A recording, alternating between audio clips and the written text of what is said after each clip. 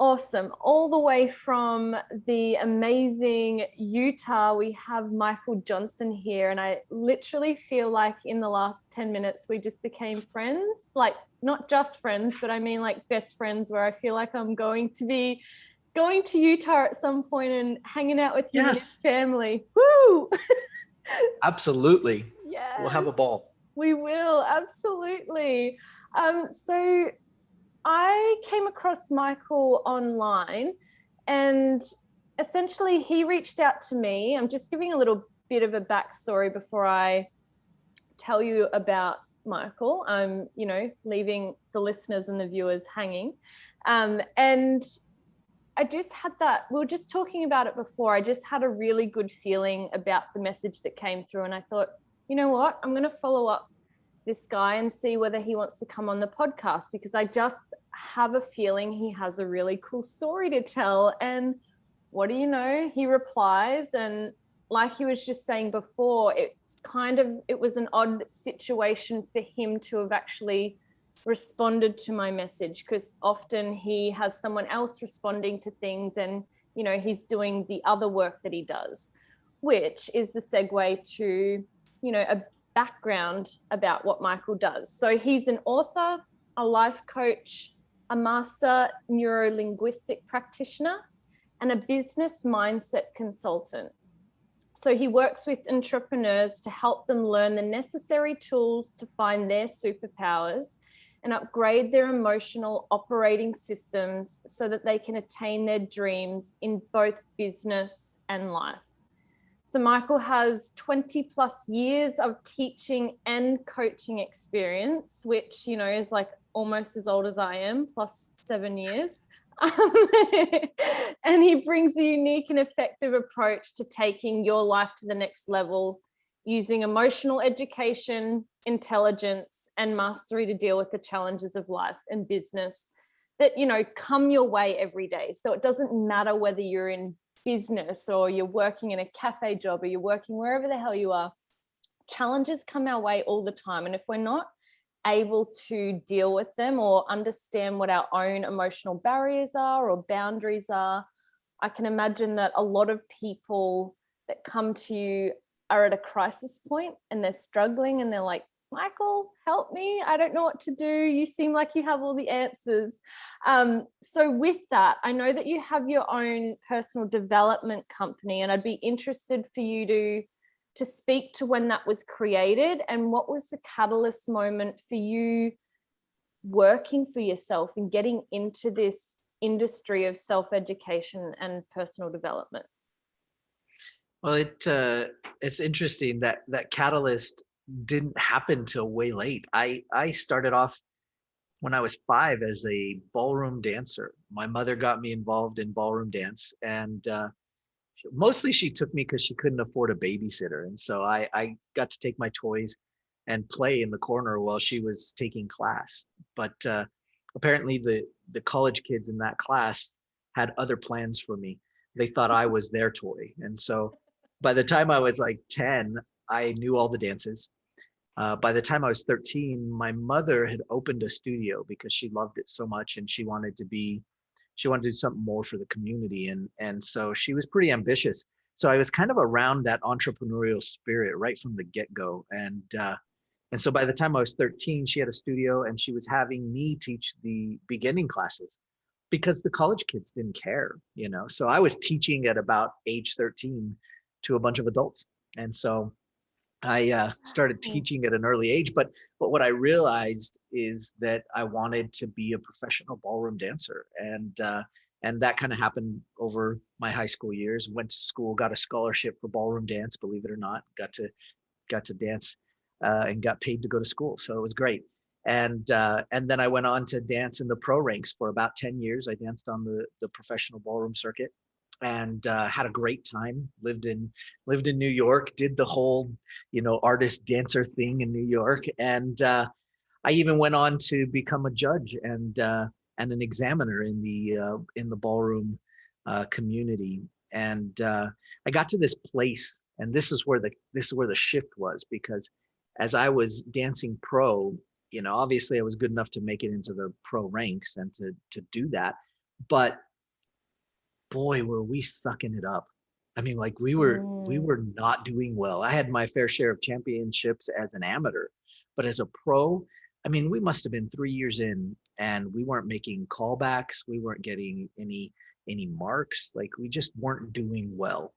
And it was confusing to me because I had the talent, I had the ability, and I knew that that superpower was inside of me, but it sure wasn't coming out. And so it got me curious, and I started looking into more and more things. Personal development back then was sort of, I mean, you look back 20 years ago, and if you said you were a life coach, people were like laughing about you in the corner.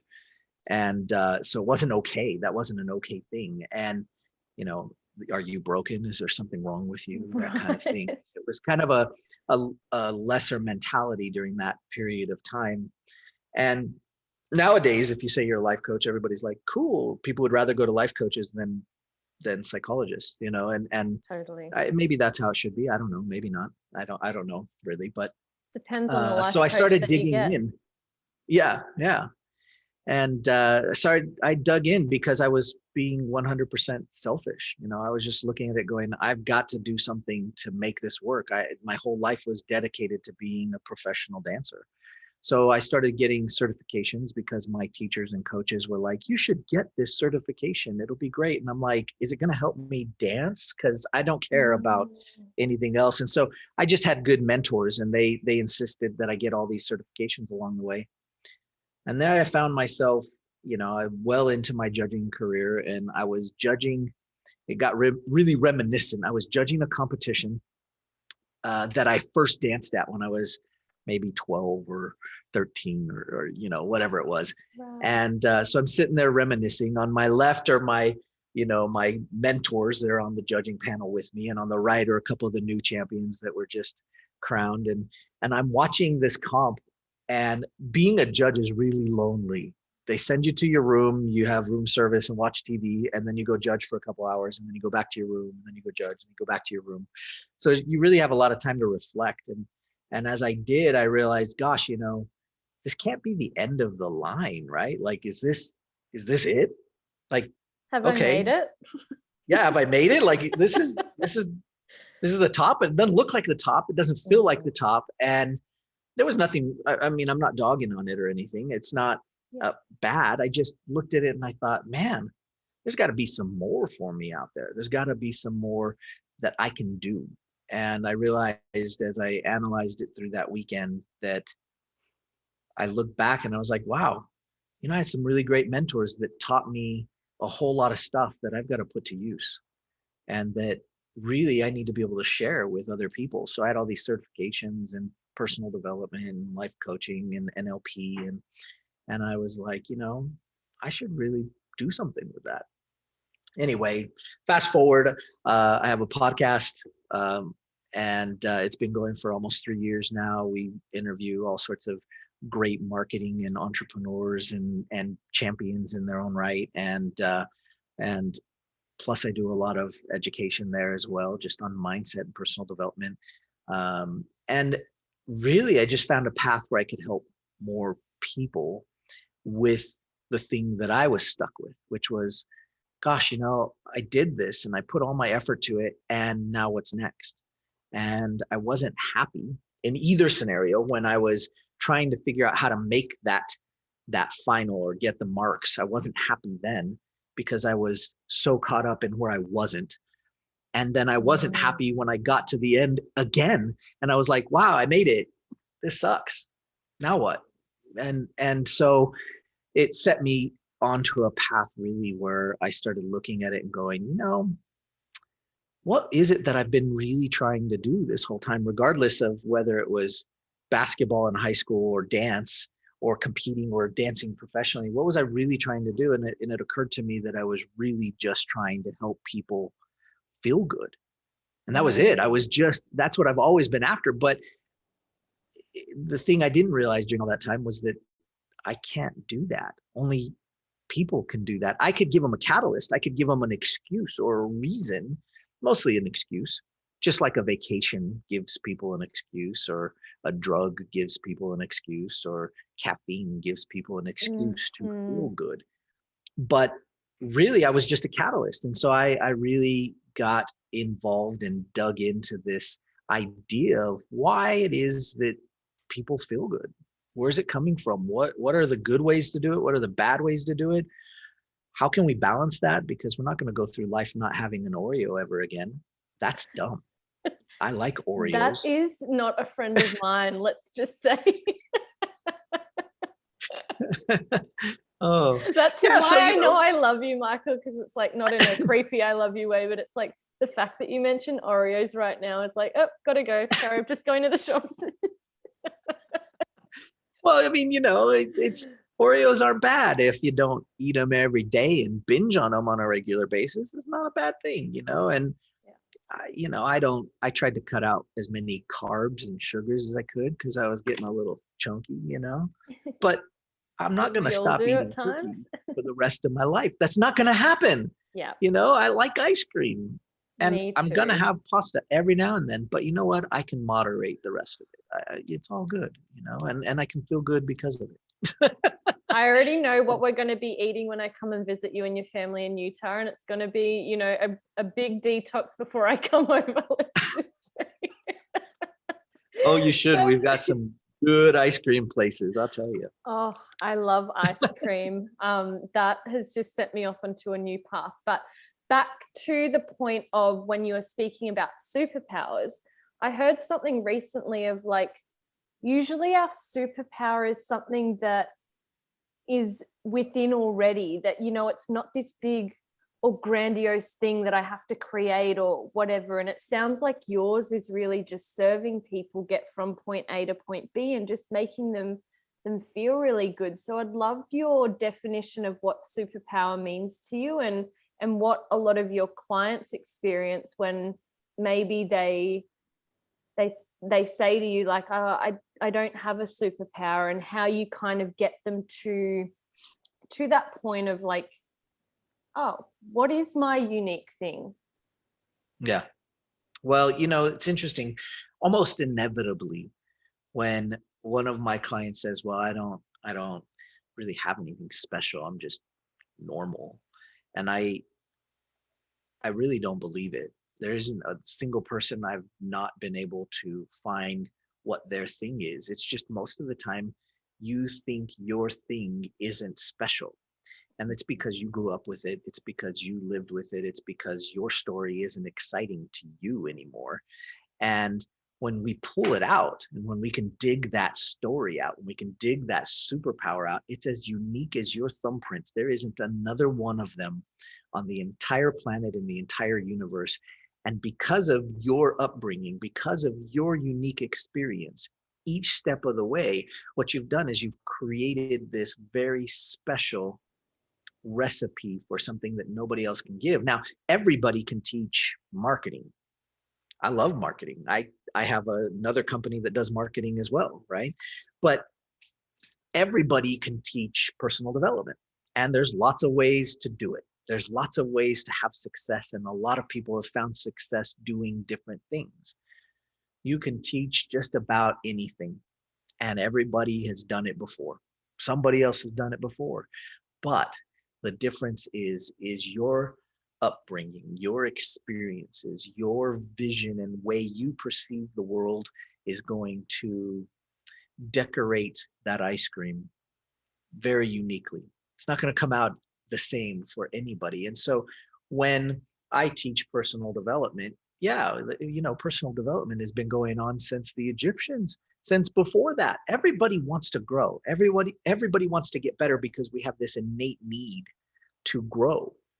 And because we want to grow, because we want to get better, we're going to develop something that's very special, but it's going to also have roots in something that has been taught since the beginning of time. So that combination of those two things, your story, your experience, gives you a unique way to teach something that maybe has come about before. Because we're human, we tend to want to have that ultimate unique thing that nobody has ever done or seen or heard of before. And the only way to do that is to access your superpower, to access your special thing, and then be able to convey it in a way that other people would go, oh, wow, that's really cool. I've never heard that before, even though maybe they have. They just haven't heard your story of it before. They haven't heard your method of doing it before. They haven't heard your way. And this is huge, right? Because you can find a superpower in everybody. Let me give you a quick example, and I think you'll love this, right? One of my buddies, he is amazing at Excel spreadsheets. And he's good at a lot of things. Don't get me wrong. I admire the man massively. But inside all of the things that he's good at, he has this ridiculous understanding of Excel spreadsheets, almost to the point where you just are nauseated watching it. So if you get on a screen share watching it, you just kind of look at it and go, what are you doing?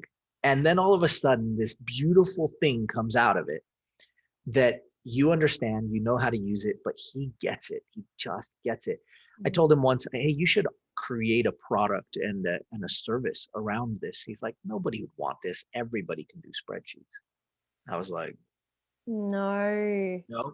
And I even if they read, yeah, exactly. Even if they read the directions, even if they, whatever, they're still not going to be able to do it the way you have figured out how to do it. And this is huge. This is a big deal. So really, honestly, finding somebody's superpower, it's not for me. And I say, just like he said with his spreadsheets, for me, it's not hard. I love talking with people. I love hearing about their experience. I love being able to weave together different areas of your world, of your life, and your story to bring out this superpower that the world needs to hear, because the world does need to hear it. And that's the part where a lot of people shy away. They go, nobody wants to hear from little old me. And I'm like, no, you don't understand. Every molecule is important in the cell. And that's the important element. And the fact that I love coming back to the fact that not every child gets born. Like the fact that the sperm and the egg came together for you to even exist is like, that just blows my mind. And, if someone's hearing this and thinking, oh, I'm not that special, I'm very similar to you, Michael, in that sense of like, I feel like I see that in other people as well, only because I felt my thing isn't that unique either. And I'm sure that you've had that at times as well. But I love your explanation of, our unique story plus duplication is what allows us to grow. And I know that you spoke of your mentors during your dancing days, and I'd be curious whether they stuck with you throughout life and who your current teachers are that you look to in different areas. Yeah, they definitely have. I mean, I have a coach still that has been my coach from the very beginning. I mean, I've known him, and he is still on my books for about 20 years now. So I believe that we should all have coaches. I mean, you wouldn't have a basketball team without a coach. You wouldn't have any sports team without a coach. You wouldn't have dancers or musicians or singers. You wouldn't have actors. You wouldn't have any of the things that we do without a coach. In fact, in business, we call our coaches managers, and we call them, leaders in the company, but they are still coaches. And the best managers and the best are the best coaches in the companies. And when you don't have a good coach as a manager, usually they get fired, or you put somebody else in that position, because if they're not going to be a good coach, they can't. That's the point of a manager. That's the point of a leader in a company, is you can't do it all. You have to leverage your resources, and people are good at the thing that they do. And if you're going to pay somebody to come on and do the thing that they're good at doing, then your job isn't to do it for them. Your job is to coach them to do it better, even better than they knew that they could do it. But they're the ones that know how to do it. So you still have to coach them to do something better than maybe you even know how to do. And that's interesting until you go back to, all of the best athletes ever. You look at Michael Jordan, and Phil Jackson was his coach. Phil Jackson was never as good as Michael Jordan, but he coached Michael Jordan to be the best basketball player in the world. And he wasn't that way when he started. He was good. He was one of the best, but he wasn't the best in the world until he went through Phil Jackson. So coaches don't have to be better than you. And I think this is where, there's some stuff going around in the business world right now that is a little bit astray. And the little bit astray, and it's only a little, I mean, it's like things are going like this, and sometimes the education goes off in left field. And this is one of them. You hear often, well, go get somebody that's done what you've done, and they are the ones that can teach you the best. And I said, well, that's maybe true for a skill set, but it may not be that they're your best coach to get the whole thing done. They might be able to teach you that one skill set. And that's where a coach comes in. Maybe Phil Jackson isn't the best 3-point shooter or slam dunk champion, but he might have some coaches on his team that are really good at that. And they might teach that one-off set, but Phil Jackson is still the best coach for the overall whole. And so we as entrepreneurs are always trying to save money. We're always trying to lower our bottom line and reduce and increase our margins. And so we're oftentimes afraid to hire coaches. I currently have 5 on board right now, 5 for different things. Wow. Because I went through a period of time where I didn't have any, and I just watched my whole world just sort of just on a slow, steady slant, and it just deteriorated as it went. And now I have 5, and up I go, back up I go, because they're going to keep me on track. They're going to ask periodically. I met with 2 of them today, and there wasn't anything going on, but it was just the fact that they asked, hey, Michael, what's going on? And I said, everything's good. And they said, great, tell us what's going on. They didn't just take it at face value. They said, well, okay, I appreciate that you're positive and you're optimistic and you're looking ahead well, but tell us what's happening. Let us evaluate how it's going so that we can coach you into the next phase and into the next thing. And that's really what next level coaching is all about. That's why I call my company Majic for Life, because we're trying to find the magic. We're not just trying to find the mediocrity. Who wants to find the mediocrity? We've already been good at that. I mean, those of you that are listening or watching, how many of you, raise a hand right now, how many of you have conceded either right now or at times in your life to just going, I guess things are just going to have to be okay. Just okay. I guess it's just going to be okay. And what do I do? And the answer isn't as hard as you think. We can't settle for mediocre, and that's not what we were built for. We were not built for mediocre. No, and so many great points in there that I feel like I've almost mind blanked, because I'm like, yes, I should have wrote them down. What were you just saying about so in business, how I like to summarize it is like there's the artist, the leader or the manager, and then the entrepreneur.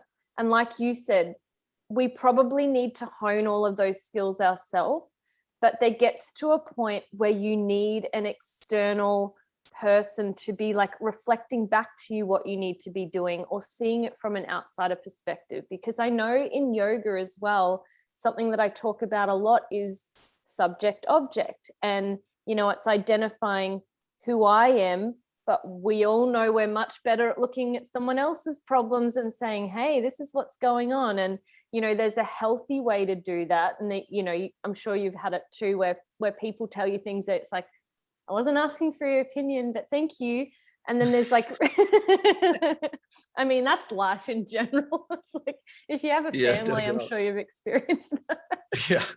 Yeah. But we know that we see clearer when we're not in our own mind or in our own state, because we can detach from the emotions that we hold to that particular thing and go, this is matter of fact, and this is what needs to happen, or this is what I see is happening. Yeah, you say everything's good, but Michael, we're not reaching stats here, or we're not doing this here. And you're like, oh shit, I wasn't even looking at that because I was so happy, and I was, looking at this one particular thing that you thought was going really well. But it's like all of these other people that you bring in provide almost an umbrella view or a bird's eye view of the situation rather than a horizontal plane view going, oh, it's pretty good for now. And they're like, well, the shark's coming and I've seen it coming for a while, but now you just think, oh, the shark's disappeared. It's like, it's been coming for years.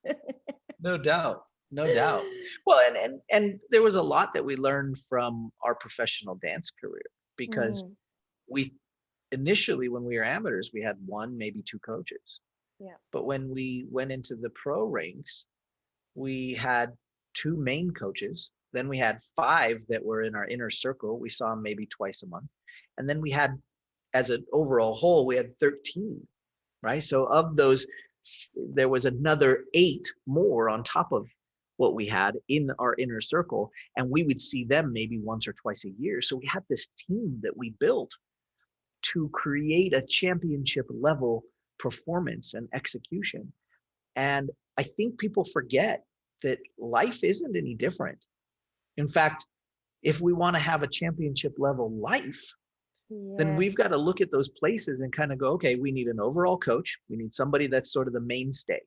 And that you pick out well, the one that can say, yeah, I know about marketing. I know about personal development. I know about athletics. I know about your body. I know about these things. I'm not, maybe that each one of those, we can find specialists in a thing, but I can keep you guided, and we're going to go through that. And now you go and find your specialist coaches, the ones that are specifically good at this thing and specifically good at that thing. And then you go and, hey, I want somebody to work with me on finances. Well, let's find somebody that's really great at that.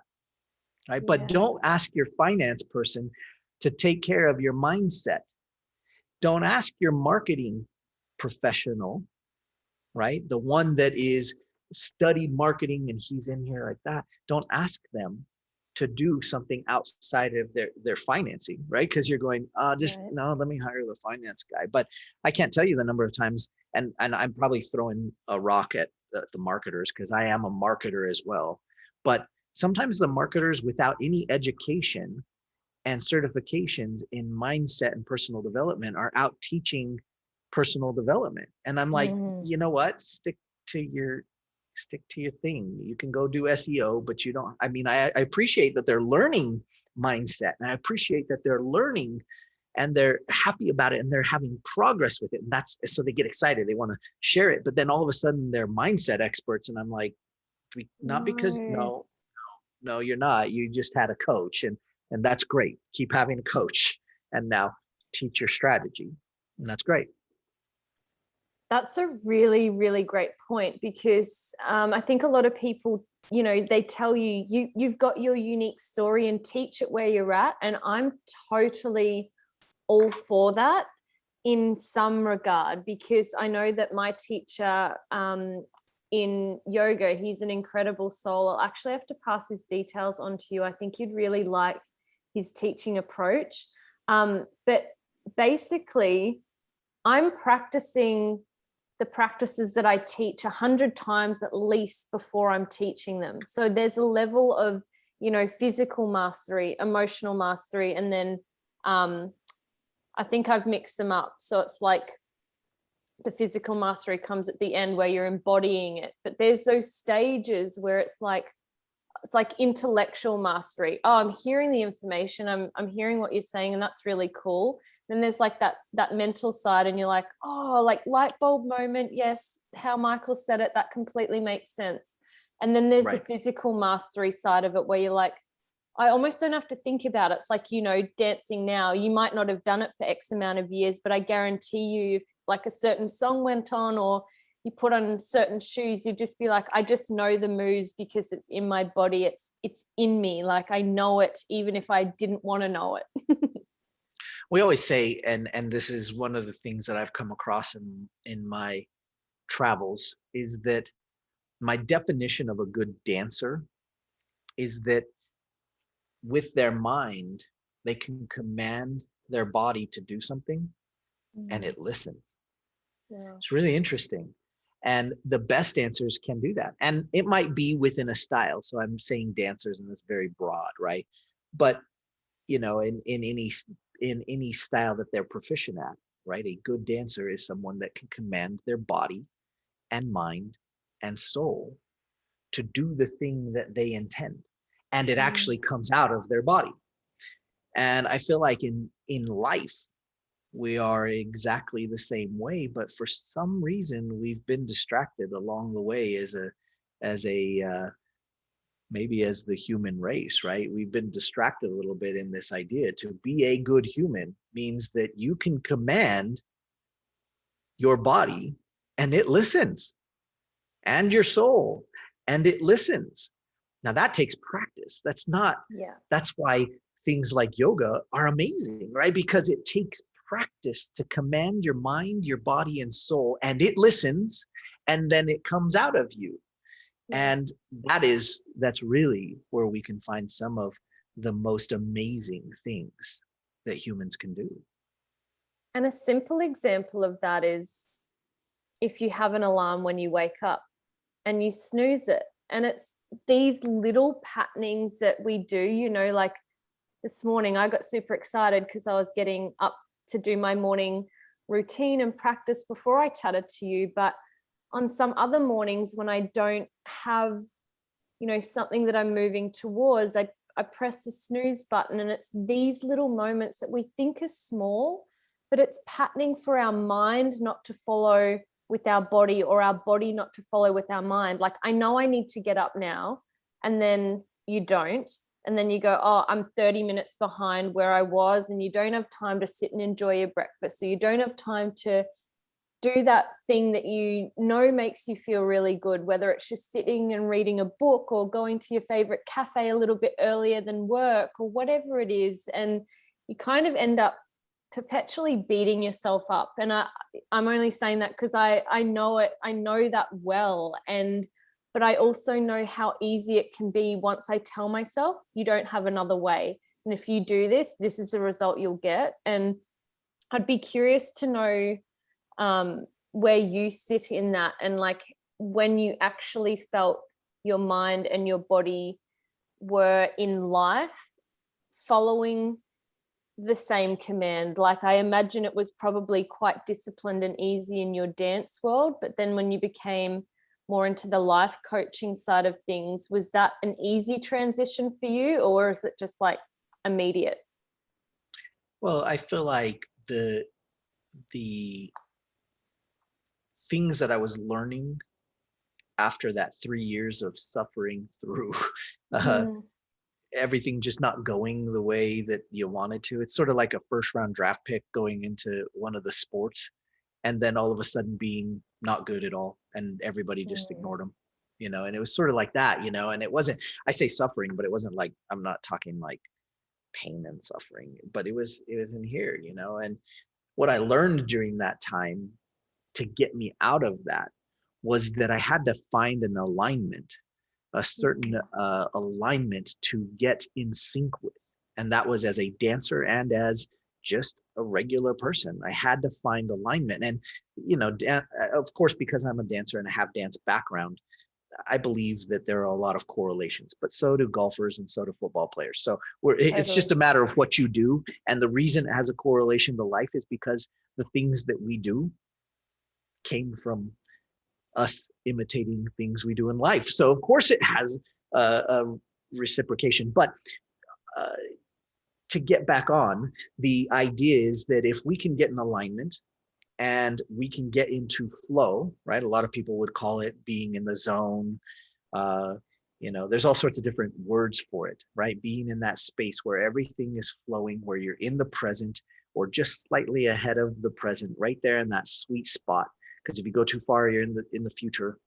That gets a little bit troublesome. If you stay too far back, you're looking backwards, walking forward, and that doesn't work. So you got to find that little sweet spot. And when you can get in that alignment and you can get in that sweet spot, ooh, man, that's the good stuff, right? And that's what we essentially were looking for when we were in our competitive days. We were looking for that sweet spot. And one of my favorite times in that moment when we started to understand it and really get it Mm, was at a national championship. We weren't slated to win.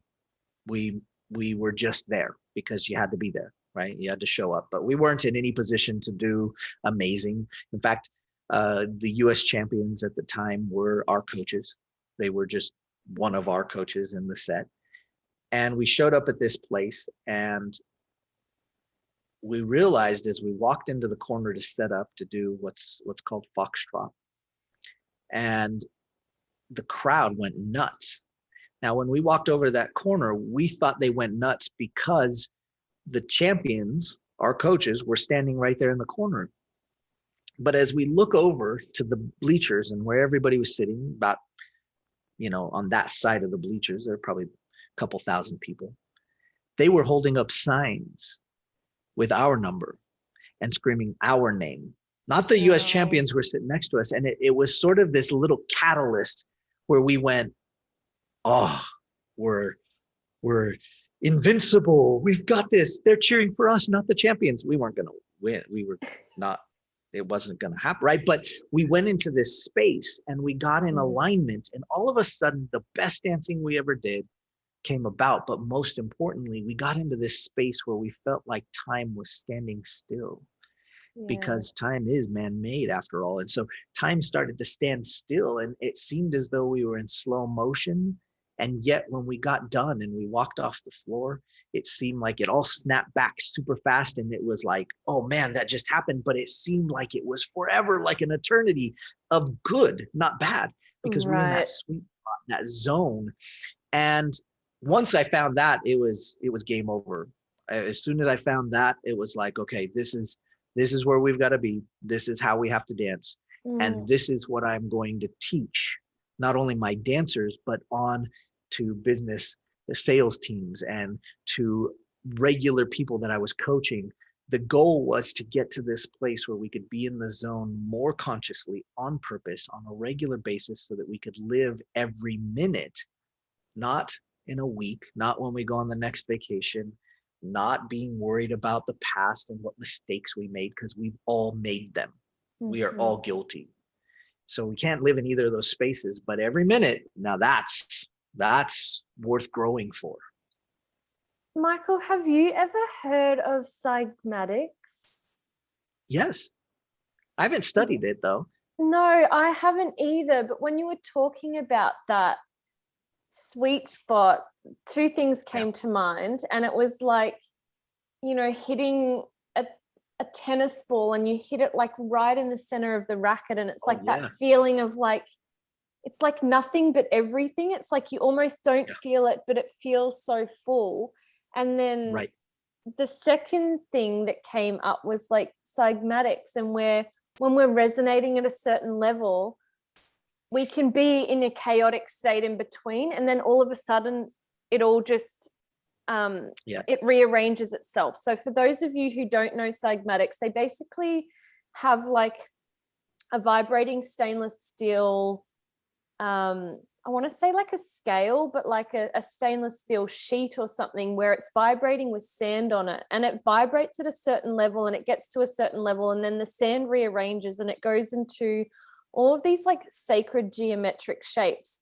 And then if you keep upping the resonation or lowering, it'll go back into a state of chaos until it rearranges itself. And that's exactly what I felt like when you were talking, like when you were dancing. Yeah, you weren't going to be getting the award or whatever it was, but it doesn't matter when you're resonating in your highest vibration, because that's serving whatever it needs to for you or the people around you. And it's like in that moment where you go, school trains us to get certificates. We're trained to get certificates or awards everywhere that we go, but that doesn't always define success, and it doesn't always define your best version of you. So I know, like a lot of your coaches and mentors, I know that it was a great catalyst for you to get different certifications and stuff. But I imagine you're the sort of person who probably has a lot of awards and certificates, but probably doesn't have any of them on show or really tell anybody about it, because in a sense it feels almost like it's not important. I'd love for you to just speak to that. I don't really know where I was going with it, but I'm sure you've got something to say. Well, since we're talking about dance a bit, I've had the privilege of coaching a lot of really amazing dancers, and that have won their championships and done their thing, right? But one of the things that is consistent, whether it's a championship in dance or whether it's that next award for making $1 million, doesn't matter what it is. The truth of the matter is you can hoist the trophy up and hold it above your head, which I always encourage you to do, celebrate, but Right. you can hoist that trophy over your head and it lasts for a few minutes. And then maybe through the night of the award ceremony, maybe it lasts through the night, and then maybe through to the end of the weekend when mom is done congratulating you or dad has patted you on the back and said good job, and maybe it lasts through then.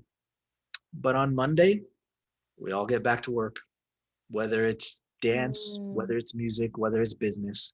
It's back to work on Monday, and it's what can we do to take it to that next level? What can we do to take it to that next point? And that's where that mediocrity comes in. Without the desire to grow, we tend to settle into this mediocre way of living. We think that feeling bad is okay. We think that feeling blah is okay. And while it's another experience in life, because all emotions are, blah is not necessary on a regular basis, nor is any emotion for that matter. You can practice them, just like you can practice playing the violin or shooting a free throw. In basketball, you can practice your emotions, although they don't teach us that. I don't know why, but they should, and there should be classes on it, and you should be able to become a master at it before you get out of school.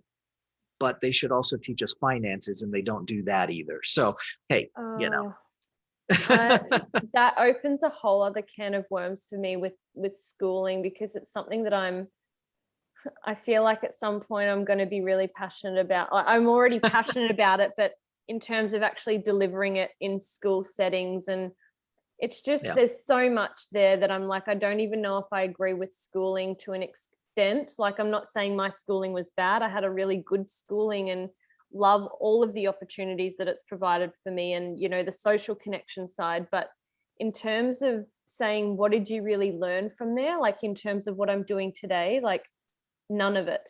Like, maybe the writing side, I don't know, maybe some of the maths, and I'm not sure, but I feel like even my mum was probably a bigger teacher than a lot of my school teachers anyway. Like, I feel like I could have learned everything from home and life experiences, like calculating the groceries or whatever for maths, like not learning algebra. Like, I was never going to be a scientist. Like, I don't know. Right. Yeah. Well, I mean, definitely school systems all over the world need some serious overhauls. There is no doubt about that. I can say that confidently just by evaluating humans. Now, there are some humans that excel and that step up and lead the way, and those people are on the leading edge. But as a general whole, we need some work. There's no doubt, as humans. I'm not talking about any countries, but it's very easily proven when you go look up. I think it's Finland that changed their whole schooling system. I believe there's a documentary on it on YouTube. And their whole premise was that their goal was to teach the kids how to be happy. This was what their goal was. We're going to do math, and we're going to do science, and we're going to do English, and we're going to do those things. But the number one thing we're going to do, whether you're the math teacher or the history or the science teacher, is we are going to learn how to be happy.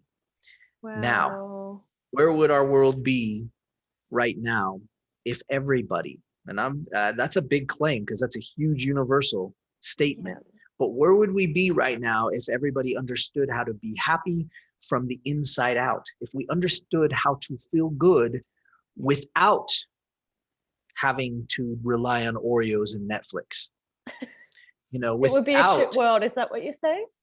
No, I'm saying we no, would I'm be kidding. if we well, and to some extent, with everybody being quarantined and all the fear going around,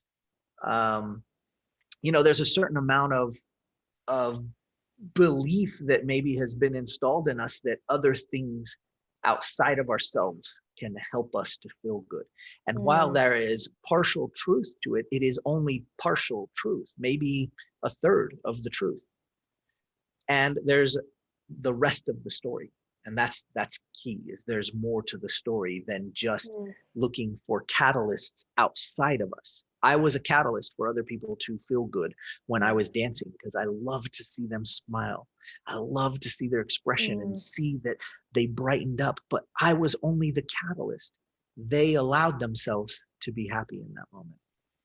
I love that you keep reinstating catalysts, because I have literally wrote a document on life being a science experiment. I only wrote this like maybe a month or so ago, and I wanted that to come into every episode of what is the catalyst moment, because there's an us before the new substance, right? There's a situation which might be you as the catalyst, but you need two things to interact to form that reaction. And then from there, you know, some people might either revert backwards or they grow into their new substance, so to speak. And so it's like throughout life, there are these like little bangs essentially like going off, and we go through all of these different phases. And I for some reason, I just feel like I want you to speak for every one of my podcasts. Like, you can speak for me because it's coming out of your mouth so eloquently. And I'm just like, dude, this is awesome, because I'm having light bulb moments with what I'm learning. And do you know those 6 human needs, like the ones that Tony Robbins speak? Yeah, cool. So certainty, variety, love, significance, growth, and contribution.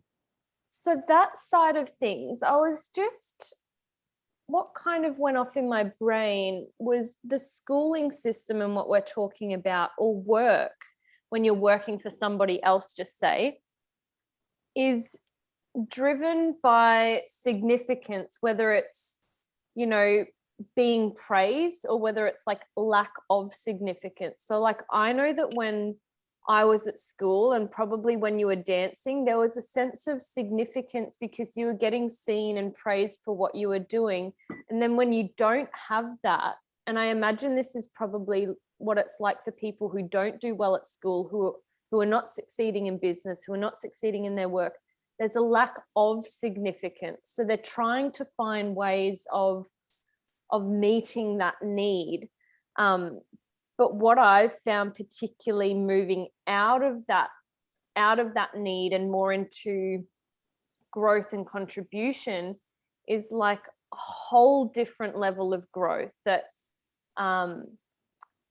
that almost is like a whole new world. I feel like Aladdin, like my sister and I joke about it, like we'll just be like, a whole new world. We're like singing, it's like, what's happening? But it feels like that. As soon as you get out of getting in your own head and like, oh, my problems are so my problems, and my life is about me, and everything's good or everything's bad, we can actually step into love and connection. That's when it's probably a good time when you can get into a relationship versus, you know, getting into a relationship for significant reasons or whatever it might be. And then it can allow you to grow, then to contribute. And I'm meaning that in all sense of like life, career, personal development, relationship, and all of that side. So I'd be curious to know what, if your work alone is how you are growing and contributing, or whether you have other avenues of contributing through charity or anything else that you do with your family and your kids, in terms of giving back. Because I see someone in you that is like quite evolved and has moved through a lot of the stages. Well, I appreciate that. I think that I have a huge amount to go. I and I will probably always believe that. You know, every master at their craft that I've ever interviewed, you know, they never think they're there, and I think that's part of that growth. One of the things about the 6 human needs that's really an Anthony Robbins thing. He kind of coined that, and it was based off of Maslow's hierarchy of needs, but he kind of refined it a little bit and made it a little bit more appropriate for getting past the food, water, air, you know, and Maslow's hierarchy of needs was really in the nitty gritty of that. But Anthony Robbins kind of looked at it and said, well, how about this? How about we're talking about what we need? Now, everybody needs certainty and everybody needs variety to some extent. Once you figure out what your extent is, okay, this is how much variety I need and this is how much certainty I need. Great. Now you will find ways to fulfill that. Now, those two are paradox. They kind of counter each other. And so we kind of put those in their own little group. And then we go into love and significance and we go, okay, we need this much love and we need this much significance. And then we kind of group that together and we put that in its own group because it is a paradox as well. The more significance you have, the less love. The more love you have, the less significance. So it's they kind of fight each other, right? But they don't have to be balanced. And I think a lot of people think that we have to go into this space where we have to get them balanced, but you might not be that way. I have a buddy that is massively high on variety. And if you put too much certainty in his world and balance him out, he would go nuts. He needs that variety to be high. So for him, his scale is like this and it's perfect because he only ever needs this much certainty. So as long as he fills it, then he's good. But if he doesn't fill his variety, then he's a mess, right? Yeah. And that's the same in each of these, right? They're little containers. And then growth and contribution there on the other side, if you don't get these other four out of the way, growth and contribution get very difficult to actually be in a space with. So you get into this idea of growth and contribution, and a lot of people put it first before they've actually taken care of the other four. So it's sort of like they're in an airplane and they, when the masks drop down, they say, put your own mask on first. That's because it's a real thing. It's called asphyxia. And if you're at 35,000 feet, you have literally less than 4 seconds before, well, your brain will explode or something crazy like that, right? And again, you can watch things like about that on YouTube. There's some great YouTubers that have done actual experiments with the Air Force showing the effects of it and how fast you can die. Yeah. So they say put your oxygen mask on first because you basically have no business trying to help somebody else, because in the process of doing that, you will die. And if you die, then you are of no help to anybody else. Meaning, if we just take that and revert it, if you're not set on these four and you're trying to do growth and contribution, but you're basically suffocating yourself, then you're over here going, well, I'm contributing. You are, but, well, I'm growing. You are, but, right? And so, and of course, these two are a contradiction as well. They're a paradox, right? The more I grow, the less I'm contributing. The more I contribute, the less I'm growing. So you have to find your correct amount for you and what you need, because each person is unique as their thumbprint. And so that combination, and that's what's so beautiful about what Anthony Robbins did in that consolidation of information that he got from Maslow and various other people, as he put that together in such a beautiful package for us all to use. So thank Anthony Robbins for that. It gives us such an easy way to talk about it and discuss it, but it also can remind us that we have to do some work on ourselves. And that started with Socrates. Socrates said, temet nosce. I don't speak Latin, but I'm probably butchering that. But temet nosce means learn thyself. Learn thyself. Yes. And if you're going to learn thyself, if you're going to learn you, then you have to go through the process of making sure that you're stable. Because if you don't put the oxygen mask on first, you're going to die trying to help other people. And that's no good. There's no good. The goal is to preserve life, to keep going, not to die before you help anybody else.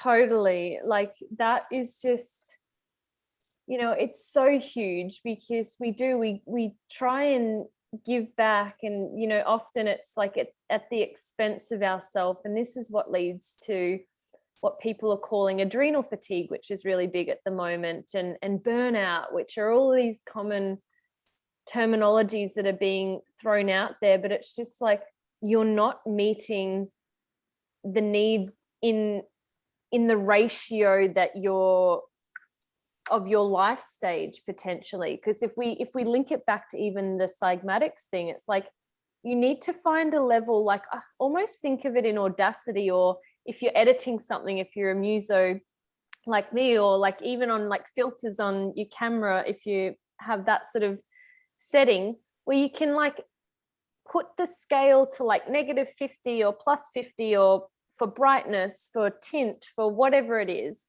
But it's like, if we put that with all of our needs and we lined up like certainty, variety, love, significance, you need to just figure out what number or scale you're needing them in your life right now that might get you through like your 20s to 30s, whatever it is. I don't know, you know, how long that'll last for you, because you kind of have to, you'll have to adjust that at different life stages, different relationship stages, different career stages. But if we can adjust that and find that place where it's like, this is the right balance, like everything is vibrating right. And I think that's when you can really start to move forward, because when we, like, you know, I could look at you and go, oh, I love like how he is. I want to be, you know, I want to do all the same things that he does. And then I realize like, hey, I have a really high variety need. And like your friend, like I need a low level of certainty and high variety. We can literally get to the same place, you and I, Michael, but our scales or our whatever, however you want to relate it, they're going to be different. So it's like behind the scenes, like behind the curtain on the Wizard of Oz, we're all just a different person, but we're all trying to go to the same place, and we can get like a similar result. I think of it in, well, it's, you know, you're still as unique as your thumbprint, totally. right? And so you have to maybe concede to that. You have your own capabilities, like Superman. You have your own capabilities, right? You can do things because you're your own superhero, and your things are unique. They are as unique as you, and it's just a matter of bringing those out and understanding them well, so that you know what you can do with them. If you have this ability, like Superman, to shoot lasers out of your eyes, because he did, then you better understand how to use it, or you're going to hurt more people than you're going to help. And it's that simple. And that's a silly metaphor, but it's true. And, you know, and it's little things like about a year ago when the whole pandemic thing happened, I started to look at it and I went, man, my kids are getting older. I got 4. They're getting older, and want to do more. I want to do more than I was doing. I was progressing in a lot of areas in my world, but I wanted to do more there. So I did something small. It's the easiest way. Sometimes people will try to eat the whole elephant in one bite, but I did something small. I made it so that each week I go out with one of my kids for lunch. That's it. Simple. So twice a week I go with 2 of the kids, and then I go with the other 2 the next week, and then we just rotate and go back and forth. So they know we don't even plan it anymore. It's not are you coming? Yes, I'm coming. That's it. We're going to go spend a couple hours eating lunch. And it's nothing huge. It was small, but the impact it had over the course of a year is massive. I know what's going on in their world. I know what they're thinking about. I know what they like, what they don't like. I know what they like to eat. I know what they don't like to eat. I know, you know, and we decided, so I implemented another thing. I said, well, hey, do you mind if I read to you? Well, when we go get lunch, so we'll eat lunch and we'll pick a book and we'll read. They're like, okay, but so we read. So we go and we read, we pick a book, and we've gone through 2 or 3 books in the last year.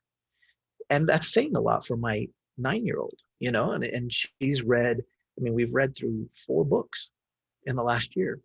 Now, the impact it makes is huge, but it's just a small thing. You know, I don't have life figured out. I'm not perfect. I'm not making 0 mistakes. I'm making plenty, but the fact of the matter is you just got to start with something. And if you start with something small, then you can add something to it, and then you can keep adding something to it. And then little by little, you can work on yourself. I just want to give you like the biggest hug, because that is such what, you know, you said it might just be this. It's like, no, it's not just taking them out to lunch. You have literally given your time to be present with them. And how many kids are wanting that? How many like adults are wanting that? I just want someone to come out and sit with me for this amount of time, be present. Let's talk about what's going on. You don't need to do anything fancy. This is just normal. And, you know, one of the questions that I wanted to ask you was, how do you feel you're being an example to your children? And I think that what you said already was it's just summed it up. Like, I know that them seeing you do that, you're leading by example, you're initiating, you're being proactive of like, hey, the world's changing outside, but we can respond to our situation in the way, you know, in a different way to maybe all the people running around. And I know that something that was on your fun topics to discuss was responsibility, and that's something that I've written down too, because I love words. I've never seen someone else kind of write it like that as well. And it makes me know that we must just be like kindred spirits or something, where I'm like, okay, this is just to that next level weird, where I'm like, I feel like it's just Oreos and peanut butter time, and that's where I'm at. But so you've kind of answered my question in regards to the kids, unless you have anything to add there. Well, you know, I was lucky. I grew up with a very traditional family. I mean, I say that, but my mother was a single mom. My grandparents let us move into their basement. They had a big house, and so we moved in there while my mother worked and earned enough money so she could buy a house. And that happened when I was about 16. So I watched her do it. I watched her earn and save and prepare. She didn't take advantage of living in my grandparents' house, but my grandparents helped raise me because, you know, during the days I get home from school and they did their thing, you know, and I had the privilege of them having figured it out already. They already had 4 kids that were grown up. So I got the benefit of the doubt, you know, I got to learn from all the things that they had already messed up and figured out how to do right the next time. And so it was good, but I got to see my grandfather work. I mean, he worked, and I thought it was hard work. And so but I've stopped saying that. It wasn't hard work. I always called it hard work because I didn't want to be doing it. And so it was hard work. But when I look back now at his legacy and what he showed me and what he taught me, what I understood is that it wasn't hard work. He loved what he did. Everything he did, everything he was putting his full energy at, everything he went outside and sweat, you know, other people would say it was blood, sweat, and tears. But for him, he loved it. So it wasn't work. It wasn't hard work. It was work. But he loved the things he was doing. And so that's one of the things that I think there is a clear distinction to me, is that if I could be an example to my children for anything, it would be that I work. I go and I put in the time, I put in the effort, I put in the hours, but it's not hard work. I love what I do. I love what I do. And if they can see that, I feel like the best example that I can show them is to love what I do while I'm working, so that it isn't hard work. It's just work. Oh, wow. That almost feels like a mic drop, like your legacy. In a way, yeah. Like if you were to sum up what your legacy that you'd like to leave in this world, would that be it? I don't know. I feel like, you know, I'm young. I'm 45, and I got a long ways to go. Just to cut in there, I have a lot of people who are around 40 and they're saying they're old, and I just want to like slap them silly. So amen, Michael, for saying that again. You are young. No, I mean, there's so much to do. And I've already gotten to live an entire professional career and make it to the top of the game. And now I get to do it again. And who knows, I might be able to do it again a couple more times. And that is cool with me. Like, I dig it. I dig it because all of these things that I experienced thus far are going to help me with the next thing.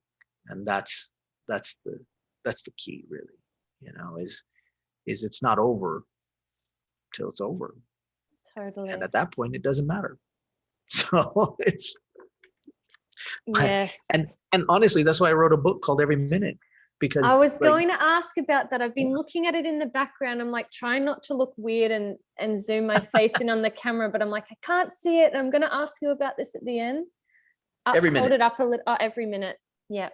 Oh, every minute. Yeah. I'm going to have to order a copy of that. For the dance of life. And you even brought your dance in there. You know what's bizarre is that I've been saying to my sister, like every time I'll do like a little workout or a yoga routine at some point in my day, I'm like, I'll just lay on the ground and I'm like, I need to dance. I need to dance. She's like, it keeps coming up for you, doesn't it? And I'm like, it does. I feel like dance has some magic in it. It And it does. clearly does. And, isn't it interesting how we come across exactly what we draw in? Because I'm all about manifesting and setting intentions. And it's like, I literally had no idea that you did dance, like until we're just speaking, Yeah. almost an hour and a bit ago or something. And it's like, is this even possible? Like when I'm hanging out with you, we're so dancing and I'm going to look like a goofball and it's going to be so much fun. Well, I still have my brick and mortar studio.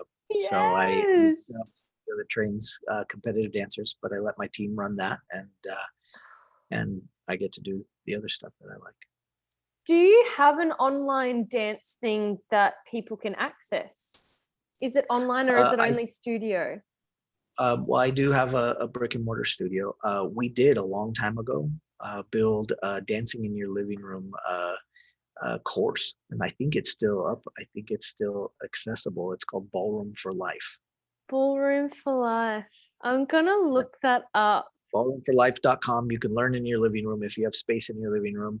Wow. Then my wife and I, and this was a while back. This is one of our first online projects. It's a great little program. You can learn all the basics. You can grab one of your girlfriends or some of your guy friends and come and just do it in your living room, because we only did steps and figures for that. But it was a lot of fun. And I think it's still up. If it's, go to ballroomforlife.com. Is it with a check 4 it out. or an FOR? FOR. Yeah. I'm gonna just check it out while we're online now. Ballroom for Life, because I'm so excited. It was a fun program. We way over delivered in it. We put probably more stuff than you actually pay for in it. I think it's but I think it's still up.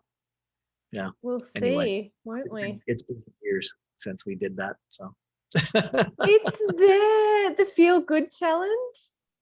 Oh, it changed over to the new thing. We must have redirected it. We'll put it back up. All right. I'm so onto that. Yeah, you have to remind me. I'll get you access, and if anybody out there wants some access, we'll put it back up. Right now, we're getting ready and gearing up for our challenge that's coming up. Tell me about it. The Feel Good. And Feel Good Challenge is, a lot of the stuff we were talking about today is about understanding that feeling good, or, a lot of people coin it being happy. I don't know that that's one thing in feeling good. You don't have to be happy to feel good. But we wanted to do something that was straightforward and understandable. And so we put together a challenge, a 21-day challenge. We picked 21 because we didn't want one of those free 3-day, 5-day challenges that are out there. There's a ton of them out there. There's nothing wrong with them. In fact, you can learn a lot from them. However, if you're going to create an actual habit, you need more time than 3 or 5 days. So we wanted to put something that was a little longer. It's a paid challenge because we wanted people to have some skin in the game. If you're going to go and learn some new habits and break some old habits and learn some new skills, you've got to realize that, hey, if I put a little bit down, and most people, if they put a little bit of money down, they'll go and do it. And I think right now it's discounted to only $47 for the 21-day challenge. So it's super inexpensive. And I mean, honestly, everybody should go sign up, because I guarantee you need an upgrade in your feel good skills. And it is a skill set. I believe it's a skill set. And to the extent that we are teaching it like a skill set. And as you've learned today from listening, I can talk about it from a esoteric perspective. That's no problem, and we will. And I think there's an importance in the balance of talking about it both sides. But the skill set is what people need to learn. They need to learn the skill set of feeling good on purpose, on demand, and from the inside out. And those 3 things, if we can feel good on purpose, okay, now we're getting back control. We're taking responsibility. And if we can feel good on demand, now we can say, under any circumstance, regardless of what's going on around me, I can take command, and I can actually feel good on demand.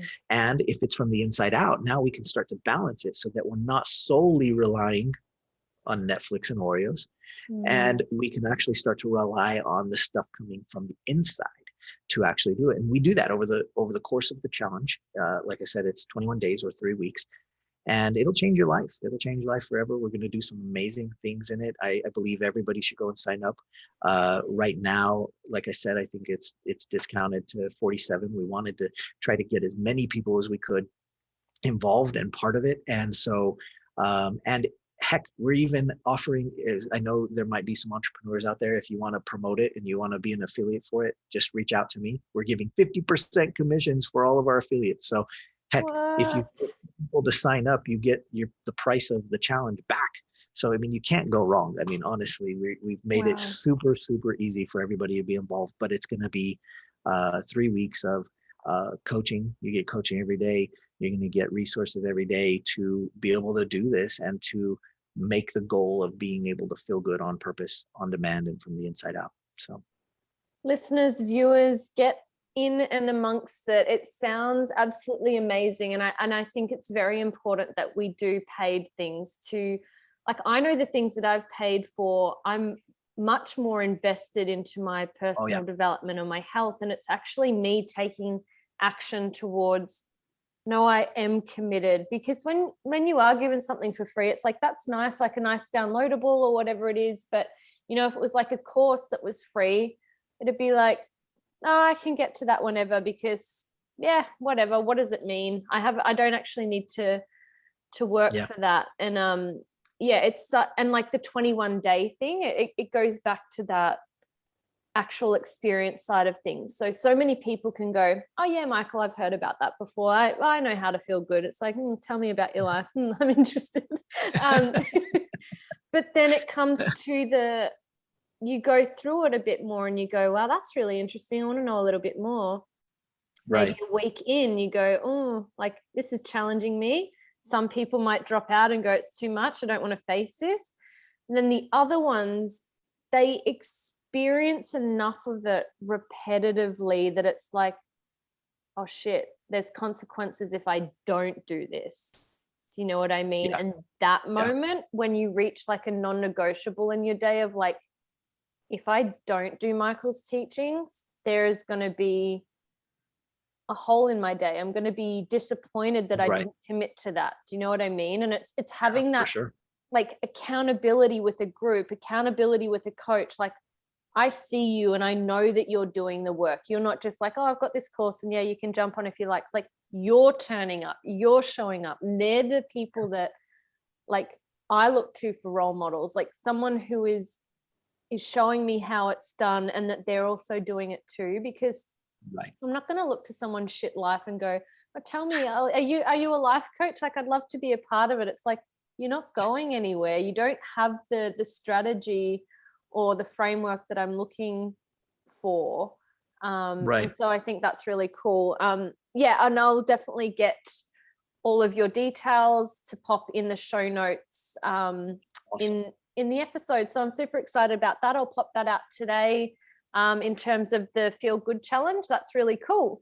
And my last question was, what would be a takeaway resource for our listeners and viewers? Like something that's either like, it could be a Netflix movie or doco or a book or a podcast or something that you just go, you hands down need to get your gritty little hands on this and read it or watch it or taste it if it's Oreos. Well, we talked a little bit about skill set today, which were a little bit more the mechanics of it. And we talked a little bit about the esoteric side of it and the alignment and flow. And depending on where you're at, sometimes talking about alignment and flow and the vibration of things is not where somebody's at. And so then they need to lean more towards the skill set. And if they are a little bit more like, okay, the skill set's a little too dry, it's not esoteric enough, then they need to lean more towards the vibration. But I would say hands down, without a doubt, let's see if I can find it here. I've read this to every one of my kids. And I've read it, obviously I read it a couple times before I did that, but if you haven't read this book, you need to read it, and you probably ought to read it a couple times. And if you have children, please read it to them. I mean, honestly. Can I guess it before you tell me? Okay, go ahead. what's the letters of the title? Starts with, well, there's a but it starts with an A. For some reason, I know what it is. Like, just as soon as you got it, I just was like The Alchemist, but I don't know. Maybe I'm wrong. Oh my God, yes. We are so in tune. I freaking love this. He didn't show The that Alchemist. to me. I'm just saying this was like, yeah, I agree. You That's gotta read amazing. it. It's an easy story to read. I'm a slow reader and I still read it fairly quickly. It's one of those stories you can read over and over and over again. Every time I read it with one of my kids, actually, no, it was a lie. I haven't read it to my last, but she's looking forward to it because all the other kids have gotten it. And it's a beautiful story. It was well written. It was well composed. And it's timeless. It's been translated into over 80 languages. So there's no real excuse for you. It's a game changer. It's a life changer. There's so many different meanings in it, and there's so many great stories in it. I really, it's fun. It's entertaining. It's educational. It talks about skill set, but it talks about sort of the esoteric element of it all, and it does it beautifully weaved together. So you can't go wrong. It won't be worth, or it won't be a waste of your time. It will 100% change your world. So anyway.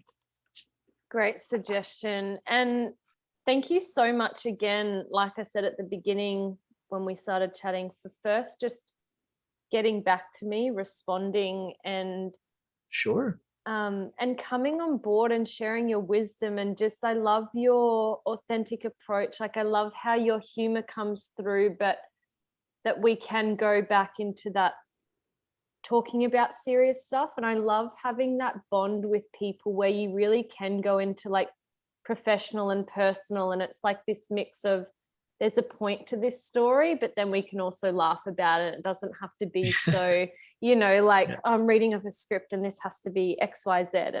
And I just appreciate your energy, your time, and I look forward to jumping on board the Feel Good Challenge and getting other people on board as well. I'm excited to be a part of your team. They need to go do it because it starts on the 14th. It's quick, it's fast, so they got to get signed up right away before it goes. Yeah. Okay, the 14th of April. Come on, guys, get in amongst it. Let's do it.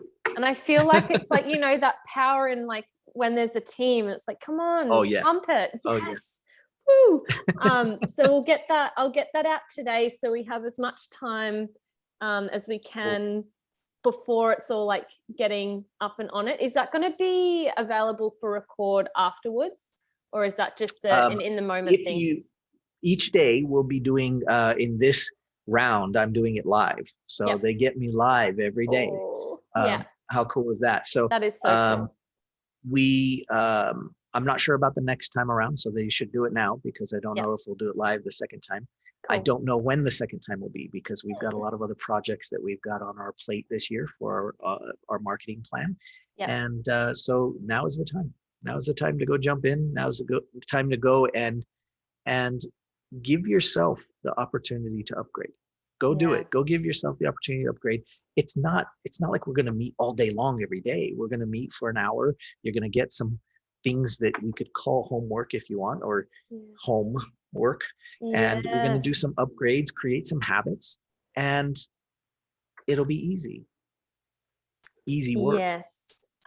Because if you make the decision, right? So if you make the decision to jump on board now, the rest is easy because you've made the decision. And I think that's where we get, caught in our own mind, and we get caught in frustration is when it's like just before we move into a new house, we're in this home, right? And we're like, I think I'm moving out to this other one, and we don't quite have all our belongings in the next house. And it's this state of feeling really like, I kind of don't know where I belong. I don't know what I'm doing. But as soon as you make a decision, whether, someone else says it's right or wrong, the decision will propel you in a direction regardless. And I think when we actually come to ourselves and go, I made that decision, I'm taking responsibility and ownership for however it goes, then you can project forward in the way that you want. Like, no, I'm really going to make this work. I'm really going to own it.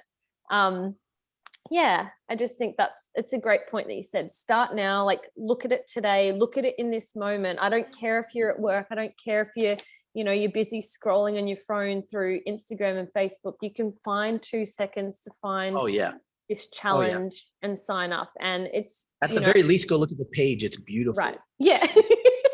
So you'll go take a look at the page. There's some beautiful, beautiful graphics and stuff. It turned out really nice. See, that's something I'd be hooked by. You already know me too well. It's crazy. I'm just like, oh, this is pretty. I'm like distracted. But no, I need to make sure that I'm staying on board with all of my stuff as well. And I think that the more we can nourish ourselves with really nutritional mind content, we'll be inspired to want to feed our bodies better food, keep ourselves around better company, make better decisions, make progress, and progress equals happiness. And I think that's kind of a nice way to tie up what we've been chatting about today. And I'm just so deeply grateful for you being here. I've really enjoyed our chat today, and I look forward to continuing to be in discussion and mentorship and friendship with you. And when I come over there to hang out with you and your family and your kids, it's going to be friggin' amazing. Absolutely. I'm excited. It's going to be fun. It's going to be so much fun.